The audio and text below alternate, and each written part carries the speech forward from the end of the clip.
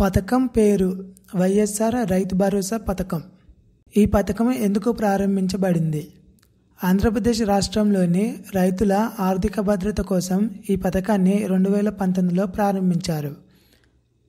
పంటలు సాగు సమయంలో రైతులకు తక్షణ అవసరమైన డబ్బును ప్రభుత్వం ముందుగానే అందించేందుకు ఈ పథకం ప్రారంభించబడింది. రైతులు అప్పుల బాధలు లేకుండా వ్యవసాయం చేసేందుకు ఇది ఒక కీలక మద్దతు పథకం.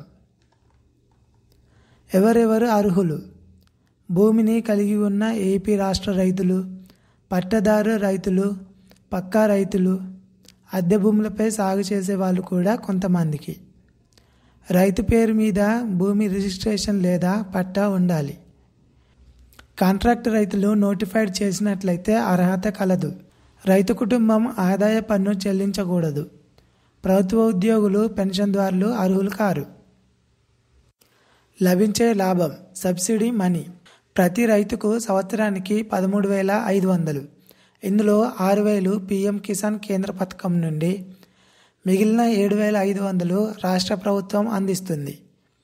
నగదు నేరుగా రైతు బ్యాంకు ఖాతాకు 3 విడతలుగా జమ అవుతుంది. తొలి విడత జూన్లో, రెండవ విడత అక్టోబర్ నవంబర్లో, మూడవ విడత జనవరిలో. ఎలా అప్లై చేయాలి?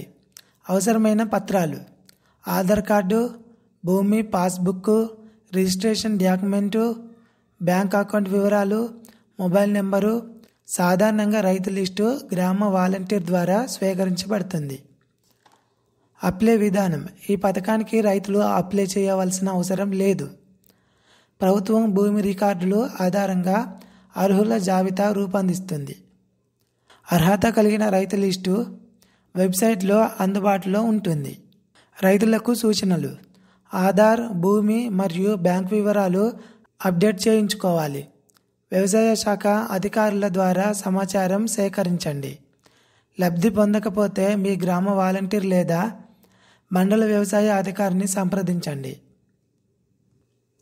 Customer care helpline toll free number 1902. మీ గ్రామ వాలంటీర్ లేదా వార్డు సచివాలయం ద్వారా కూడా సమాచారాన్ని పొందవచ్చు.